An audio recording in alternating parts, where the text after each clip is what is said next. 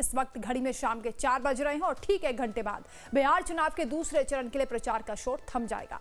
दूसरे और आखिरी चरण के चुनाव प्रचार में एनडीए के बड़े महारथी मैदान में हैं। गृहमंत्री अमित शाह, यूपी के सीएम योगी आदित्यनाथ, मध्य प्रदेश के सीएम मोहन यादव से लेकर बिहार के मुख्यमंत्री नीतीश कुमार भी प्रचार में जुटे रहे। महागठबंधन की ओर से तेजस्वी यादव और राहुल गांधी ने भी मोर्चा संभाल कर रखा। तेजस्वी यादव के शेड्यूल में आज कुल 15 सभाएं रहीं, तो वहीं दूसरी ओर राहुल गांधी ने भी रैली को संबोधित किया। चुनाव प्रचार का दौर थमने के बाद अब सबकी निगाहें 11 नवंबर यानी परसों पर टिकी रहेंगी। 11 नवंबर को 20 जिलों की कुल 122 सीटों पर मतदान होने वाले हैं। 14 नवंबर को परिणाम आएंगे। आज सभी उम्मीदवारों ने पूरी ताकत झोंक दी है, यानी अपना अंतिम प्रहार कर दिया है। चुनाव प्रचार के आखिरी चरण में वोटर्स को लुभाने के लिए हर उम्मीदवार अपने तरकश के सभी तीर को आजमाने की कोशिशों में जुटा हुआ है। इन 6 तस्वीरों के जरिए भी आपको दिखा रहे हैं किस तरीके से जो स्टार प्रचारक हैं अलग अलग गठबंधन के, वो किस तरीके से रैलियां करते हुए दिखाई दिए। गृहमंत्री अमित शाह ने चुनावी सभा को संबोधित किया। भारी भीड़ यहां पर दिखाई दी। नीतीश कुमार भी पहुंचे रैली को संबोधित करने के लिए। एनडीए प्रत्याशियों के समर्थन में माहौल बनाने के लिए योगी आदित्यनाथ ने भी पूरी ताकत झोंकी है।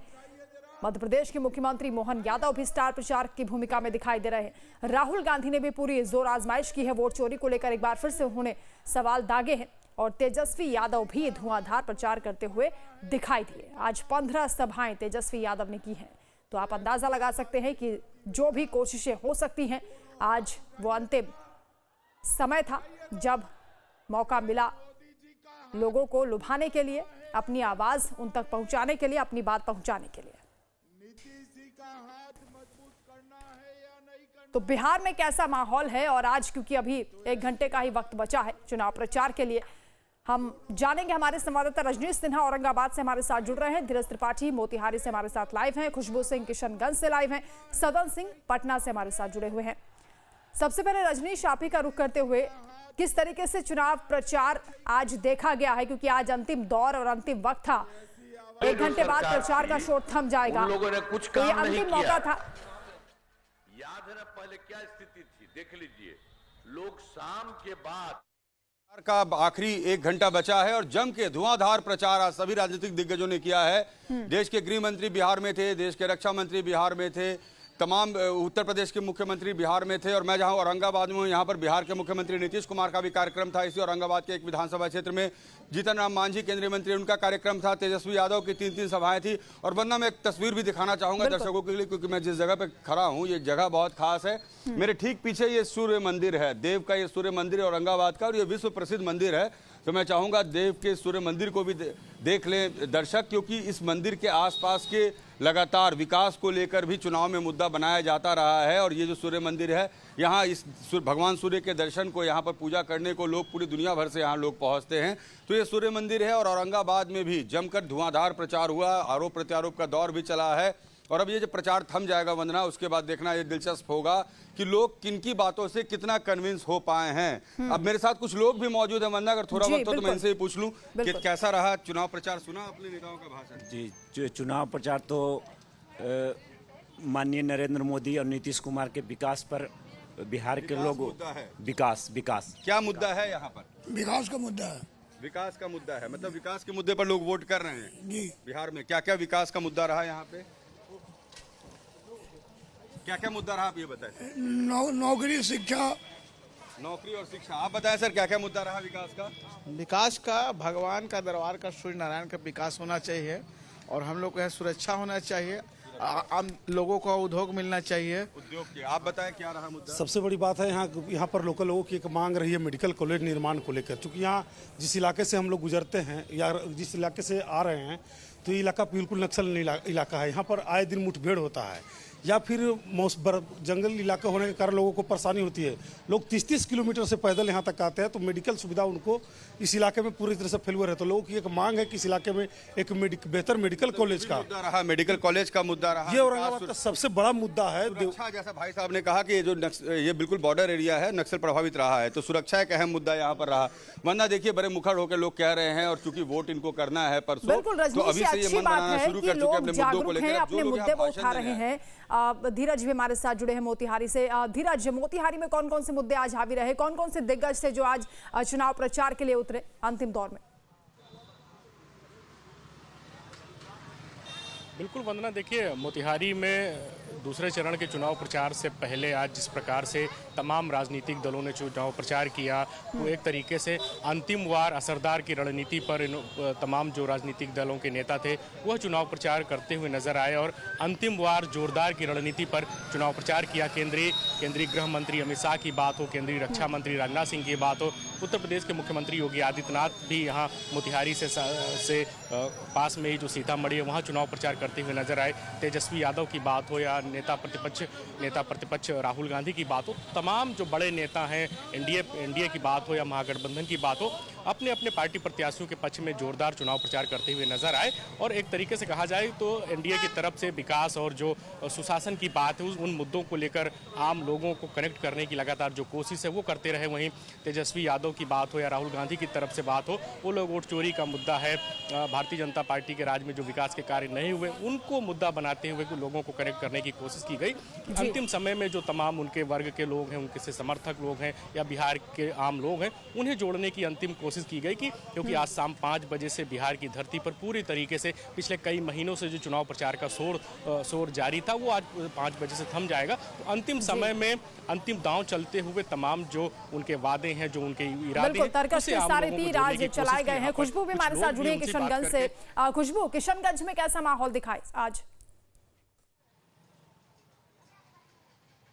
देखिए वन्ना, आज किशनगंज की बात की जाए, आज किशनगंज में राहुल गांधी की रैली थी। कल सीमांचल इलाके में प्रियंका पहुंची, अमित शाह पहुंचे। लेकिन अगर बात की जाए, लगातार आप मुद्दों की बात कर रहे हैं, सबसे बात की जाए किशनगंज में मुद्दों की और पूरे सीमांचल इलाकों में मुद्दों की, तो ज़्यादातर हम लोग ग्रामीण इलाकों में घूमे। ग्रामीण इलाकों में वंदना, जो एजुकेशन बेसिक बिल्कुल जो डिमांड होती है एक इंसान की, जो बिल्कुल एक बेसिक नीड होती है, वो भी बहुत मुश्किल से पहुंच रही है लोगों को। हालांकि रोड की बात की जा रही है, सड़कें नहीं हैं। गाँव में जाएंगी आप, हाईवेज़ हैं, गाँव में सड़कें नहीं हैं ढंग की, नालियाँ नहीं हैं, घर नहीं हैं लोगों के। ज़्यादातर लोगों के आपको कच्चे मकान देखने को मिलेंगे। लोग कितनी गरीबी और कितनी मुश्किल है, भूखमरी है। बिहार के ग्रामीण इलाकों में जब आप पहुंचेंगी, छोटी छोटी दलित बस्तियों में पहुंचेंगी, जो माइनॉरिटी बस्तियां हैं वहां पहुंचेंगी, वहां तस्वीरें जो हैं जिस तरीके की दिखती हैं, उसके बाद समझ आएगा आपको और एक अनुमान लगता है कि क्यों बिहार पिछड़ा हुआ है और क्यों बिहार को हमेशा से पिछड़ा हुआ माना जाता रहा है। हालांकि नेताओं के मुद्दों की बात करिए, सब अपने अलग मुद्दे लेके बैठे हैं। कोई कह रहा है हम विकास की बात कह रहा है, कोई जंगल राज की बात कह रहा है, कोई वोट चोरी की बात कर रहा है। सब अलग अलग पार्टियां हैं, अलग अलग मुद्दे हैं, लेकिन ग्राउंड पे जो लोगों के आम जनजीवन के मुद्दे हैं वो कहीं ना कहीं बिहार की मूलभूत सुविधाओं का अभाव है। आप बता रहे हैं, जब आप ग्राउंड पर उतरी हैं तो लोगों ने शिकायतें भी की हैं, लेकिन इन समस्याओं को लेकर क्या वो वाकई उतना जागरूक होकर वोट करेंगे या फिर जाति आधारित वोट किया जाएगा, तो देखना दिलचस्प होगा। लेकिन आज धुआंधार प्रचार का शोर चल रहा है क्योंकि अंतिम चरण है। सदन सिंह भी हमारे साथ जुड़े हैं। सदन, क्योंकि अभी खुशबू जिक्र कर रही थी सीमांचल का, सीमांचल में पिछली बार AIMIM ने काफी नुकसान पहुंचाया था आरजेडी को, MY समीकरण में सेंध लगाई थी। इस बार कैसा माहौल है? देखिए, सीमांचल का जो एरिया है वो असदुद्दीन ओवैसी की पार्टी पिछले बार 5 विधायक उनके वहां से जीते थे। उसके बाद फिर जाके आरजेडी के पाले में 4 विधायक आ गए थे। तो असदुद्दीन ओवैसी भी लगातार जो है सीमांचल में बैठे हुए पेट बनाए हुए हैं और लगातार वहां जो है चुनावी जनसभा को संबोधित कर रहे हैं। और AIM की तरफ से भी कोशिश की गई थी कि आरजेडी के साथ हम लोग महागठबंधन में चले जाए ताकि जो मुस्लिम जो वोटर है वो छिटके नहीं, एक साथ रहे। लेकिन तेजस्वी यादव ने जो ओबीसी की पार्टी AIM है उन्होंने अपने महागठबंधन में शामिल नहीं किया, क्योंकि MY समीकरण जिस तरीके से यादव और मुस्लिम को लेकर आरजेडी राजनीति शुरू से करती रही है, तो उन्हें ये भी डर था कि अगर हम असदुद्दीन ओवैसी की पार्टी को अगर हम ले लेते हैं तो वो सीमांचल का जो सीट है उन्हें देना पड़ेगा। लेकिन लगातार तेजस्वी यादव भी सीमांचल के एरिया में गए। चुनाव से पहले लालू प्रसाद यादव भी गए थे। वक्फ बोर्ड का जो समर्थन करने के लिए लालू प्रसाद यादव पटना में जब धरना दिया गया था उस समय लालू प्रसाद यादव पहुंचे थे। और अमित शाह जो एनडीए की तरफ से जो फील्डिंग कर रहे हैं, क्योंकि पूर्णिया में पिछले 3 दिनों से अमित शाह वहां पे डटे हुए हैं और पूर्णिया में उन्होंने रोड शो किया। तो सीमांचल पे जो नजर है तमाम जो वो नेता है, चाहे राहुल गांधी की बात करें, राहुल गांधी आज जी। किशनगंज और पूर्णिया में जनसभा सभा को संबोधित किया। तो सभी दल जो है सीमांचल के एरिया में लगातार जो है सक्रिय हैं और अधिक से अधिक वोट अपने पाले में करने के लिए जनता से वादे भी कर रहे हैं। लेकिन एआईएम जो पार्टी जो दूसरी जो क्षेत्र है उनके प्रत्याशी करते हैं, अगर वो सीट इस वोट काट लेते हैं तो कहीं ना कहीं एनडीए को फायदा हो सकता है। लेकिन लगातार तेजस्वी यादव भी सीमांचल एरिया का उन्होंने दौरा किया था और राहुल गांधी भी अपने प्रत्याशियों के साथ जो है लगातार डटे हुए थे। कटिहार बिल्कुल रजनीश, क्योंकि तेजस्वी यादव का जिक्र यहाँ सदन सिंह कर रहे हैं कि काफी मेहनत उन्होंने की है, आज भी 15 सभाएं उनकी रही। एक तरफ एनडीए का पूरा कुनबा है, पूरी फौज उन्होंने दिग्गजों की उतार दी चुनाव प्रचार के लिए, दूसरी ओर तेजस्वी आरजेडी के लिए अकेले कमान संभालते हुए दिखाई देते हैं। हालांकि कांग्रेस के लिए उधर राहुल गांधी, प्रियंका गांधी है, मल्लिकार्जुन खड़गे हैं, तो एक लंबी कतार है, लेकिन काफी मेहनत कर रहे हैं तेजस्वी यादव। बिल्कुल, तेजस्वी यादव के लिए देखिए, तेजस्वी यादव से एक अपॉर्चुनिटी की तरह देख रहे हैं। 2020 में भी तेजस्वी यादव ने अकेले ही धुआंधार प्रचार किया था और अभी भी देखिए हर दिन 1.5 दर्जन सभाएं, 1 दर्जन सभाएं, कहीं कहीं 19 सभाएं, 20 सभाएं। तो जिस तरीके से तेजस्वी ने भागम भाग लगाई पूरे बिहार में और हर विधानसभा में जहां पर उनकी पकड़ अच्छी थी और जहां पर उन्हें लगा कि उम्मीदवार को जरूरत है वहां तेजस्वी पहुंचे और उन्होंने जमकर रोजगार के मुद्दे को उठाया। रोजगार एक बड़ा मुद्दा बना है इस बार चुनाव में, जिस पर नीतीश कुमार भी कह रहे हैं कि हमारी सरकार ने बिहार के लोगों को रोजगार दिया। कैसे बिहार का बजट बढ़ा, 2005 में बिहार का बजट क्या था और आज की तारीख में बिहार का बजट क्या है। तो बिहार में रोजगार, उद्योग, जो तमाम विकल्प बिहार में अलग अलग खुले, अलग रोजगार को लेकर, इसको एक बड़ा मुद्दा बनाती रही नीतीश कुमार की सरकार। और खास करके तेजस्वी यादव की ये कोशिश रही कि यूथ को अपने ओर अट्रैक्ट करें। और देखिए, जब मैं या मेरे तमाम सहयोगी जब हम बिहार के अलग अलग इलाकों में घूम रहे थे, ज्यादातर लोगों ने मुद्दे आधारित बातचीत की। सभी ने कहा कि हमें रोजगार चाहिए, विकास चाहिए। तो ये बिहार के बदलते हुए सोच की एक तस्वीर भी है। पहले जो एक परिपाटी बनी हुई थी कि ज्यादातर लोग जातीय आधार पर ही वोटिंग की बात करते थे,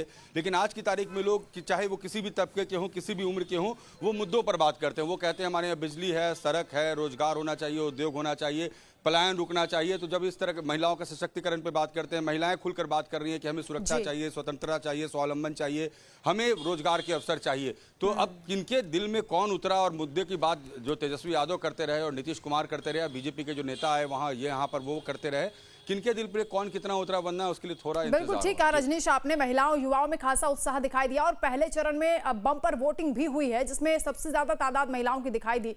धीरज, दूसरे चरण के लिए महिलाएं कितनी तैयार हैं, कितना उत्साह देख रहे हैं आप? क्या इस बार भी एक निर्णायक भूमिका में महिलाएं, युवा रहने वाले हैं?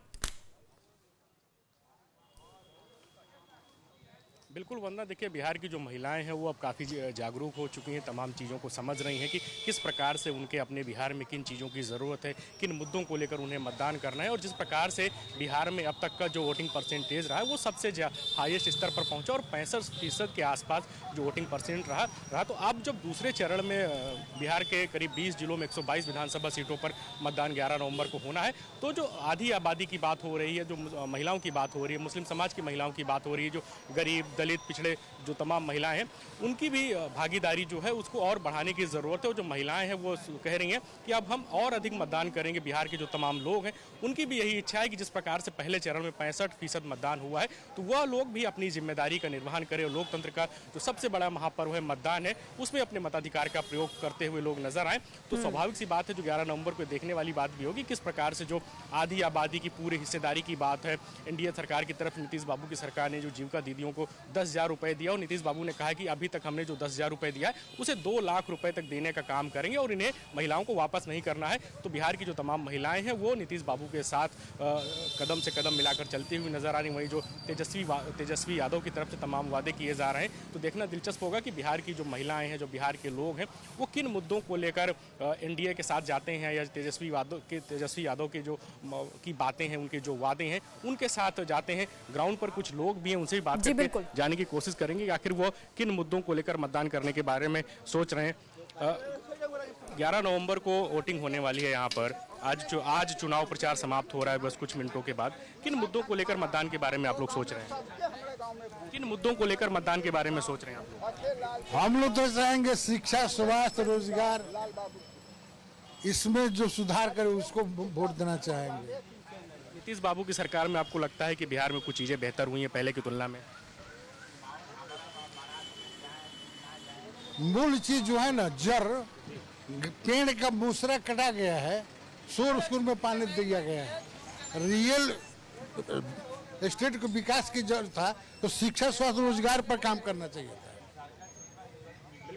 शिक्षा, स्वास्थ्य, रोजगार पर काम करना चाहिए। कुछ युवा भी हैं, उनसे बात करके जानने की कोशिश करते हैं किन मुद्दों को लेकर आप लोग मतदान करेंगे। यहाँ पर 11 तारीख को वोटिंग होने वाली, चुनाव प्रचार बस थमने वाला है।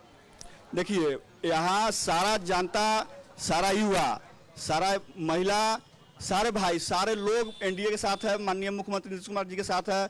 ना ऐसा मुख्यमंत्री ना हुआ था और न होगा, और माननीय मुख्यमंत्री जी के साथ है। और आपको हम कहेंगे कि ग्रामीण बस्ती में जाइए, वोट वहाँ बोझा का बोझा है। यहाँ तो चाय के दुकान पर हम लोग जैसे कुछ लोग आते हैं, उसमें सारे दल के लोग रहते हैं, यहाँ कुछ निर्णय नहीं निकलेगा। आप गांव ग्राम में जाइए, नीतीश कुमार जी के प्रति इतना, और एनडीए के प्रति, और हम लोग सरकार बनाने जा रहे हैं, इसमें कहीं से दो राय की चीज़ नहीं है। आज स्टूडेंट क्रेडिट कार्ड देखिए, मुख्यमंत्री, माननीय मुख्यमंत्री जी का 4 लाख से 10 लाख रुपये कर दिया गया। आज हमारे बच्चा पढ़ने के लिए, मतलब समझिए कि पैसा भी नहीं हो तो समझिए कि आज पढ़े और उसके बाद अपना वो भी बिना ब्याज का सराहते रहे। आज महिला को पोशाक, बालिका को पोशाक, साइकिल, आज जो महिला जो आज घर से निकल के शिक्षा प्राप्त कर रही है, वो माननीय मुख्यमंत्री जी का देन है। आज सड़क का जो विकास हुआ है, वो माननीय मुख्यमंत्री जी का देन है। बिहार 15 वर्ष में 90 से 2005 तक जंगल राज, गड्ढा राज, काटावाद सब हुआ था। 20 साल इसको सुधारा गया है। अब रह गया यहाँ उद्योग धंधा, माननीय मुख्यमंत्री के नेतृत्व में और प्रधानमंत्री मोदी जी के नेतृत्व में उद्योग धंधा विस्थापित करने का काम किया जाएगा और पलायन रोकने का काम किया जाएगा। लोग कितना बिल्कुल धीरज, बहुत उम्मीदें हैं लोगों को। ये कहना है कि कुछ काम हुआ है, कुछ बाकी आने वाले वक्त में किया जाएगा, एनडीए पर भरोसा जता रहे हैं। हमारे साथ खुशबू भी लगातार जुड़ी हैं। खुशबू, महिलाओं का भी यहाँ पर जिक्र हो रहा था। महिलाएं क्योंकि साइलेंट वोटर कही जाती हैं, वो मन की बात खुलकर नहीं कहती हैं। इस बार किस तरीके का माहौल देखा जा रहा है? महिलाएं क्या जन कल्याणकारी जो योजनाएं हैं, जो खासतौर से महिलाओं के लिए यहाँ पर कुछ घोषणाएं हुई या कुछ उनके खाते में पैसे आए भी, उसको लेकर वोट करने वाली हैं? जातिगत पैटर्न पर वोट करेंगी या फिर उनके मन में कुछ और है? आपने टटोलने की कोशिश की होगी।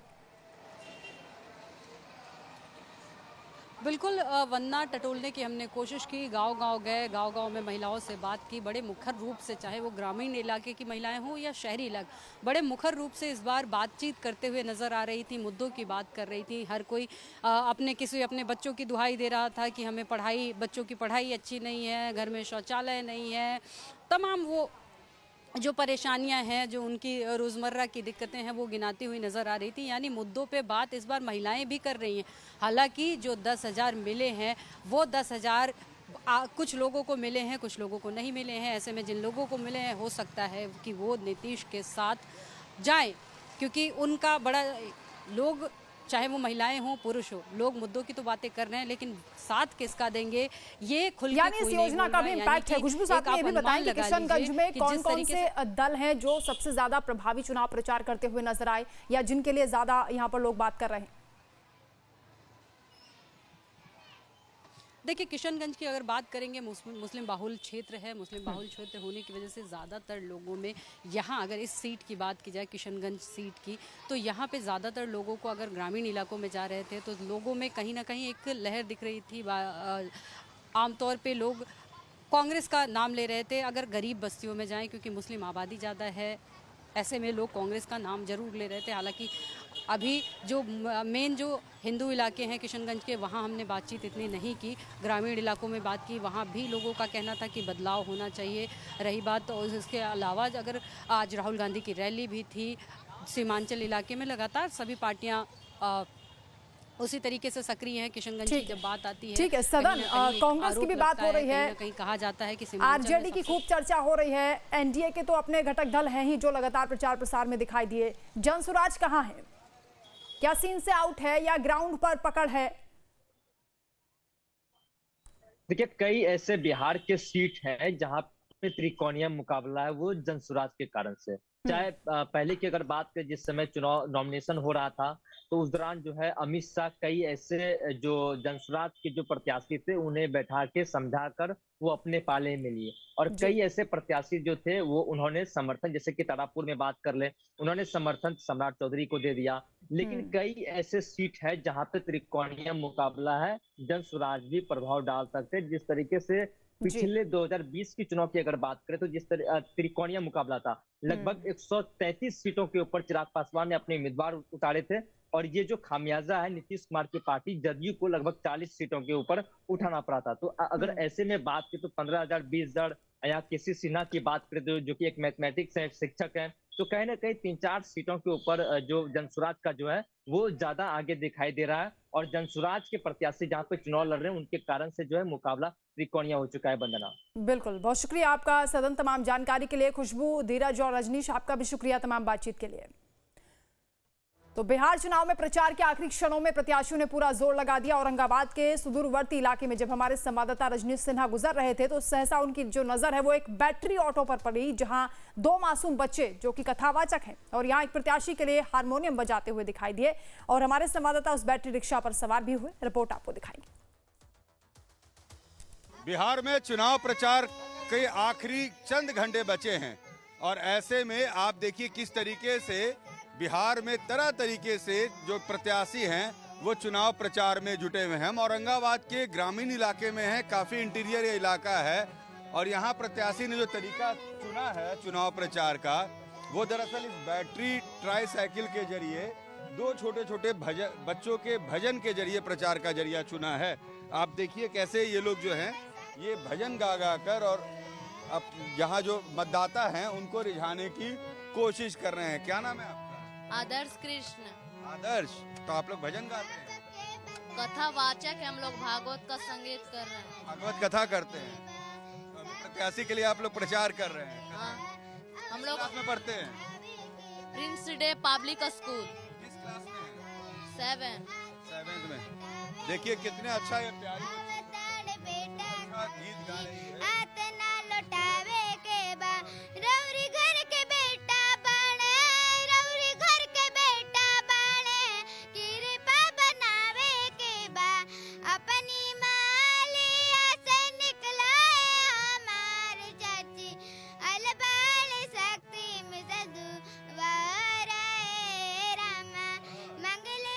आपका? रोशनी किशोरी। रोशनी, कितने साल की हैं आप? 8 साल की। किस क्लास में पढ़ती हैं? 4th में। तो आप कथावाचक हैं? हाँ। तो अभी क्या गाना गा रही हैं आप? इसका मतलब क्या है? शक्ति मिश्रा का गाना गा रही हूँ। तो आप उनके लिए क्या गा रही हैं? क्या बोल रही हैं मतदाता से? कि मैं यही बोलना चाहती हूँ कि उनको जिता दीजिए। अच्छा, तो जरा गाइए, फिर तो 2 लाइन गाइए तो। सब लोग मिल के विचार करी है, गलती पर अब की सुधार करी है। सब लोग मिल के विचार करी है, सब लोग मिल के विचार करिए। अच्छा, मतलब सभी लोग मिलकर विचार करें। हाँ, गलती पर अब की सुधार करी है। औरंगाबाद में जावन लारे, औरंगाबाद में जावन लारे, बाल बाउलावे के बा। औरंगाबाद में जावन लारे, बाल बाउलावे के बा। अपनी माले से निकलाए हमार जाके, अलवार साथी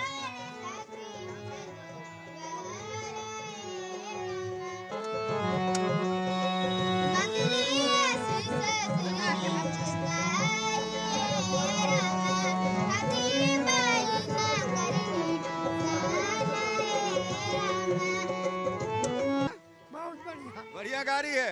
क्या दीदी, मतदान करने जाती हैं, वोट देती हैं? आप वोट देते हैं? गाना सुन रही हैं बच्ची का? कैसा गा रही है? ठीक है भाई, ठीक है भाई, बढ़िया। गावत। आप लोग वोट करते हैं? हाँ सर, करते हैं। बच्ची गाना गा रही है, ये भी नया तरीका है चुनाव प्रचार का। हाँ, लोगों के दिल तक पहुंचने का। आप लोग सुन रहे हैं गाना सब? हाँ, बढ़िया लग रहा है। कैसा लग रहा है बच्ची का गाना यहाँ? बहुत अच्छा लग रहा है सर। हाँ, हम जी गाना, इस गाना को सुन करके हम लोग पूरा गदगद हो गए। और हम लोग जितने भी लोग हैं, हम लोग सारा शक्ति मिश्रा का ही वोट करें। अच्छा, चलिए, वोट आप किसी भी प्रत्याशी को करें। चलो भाई, गाड़ी बढ़ाते रहो।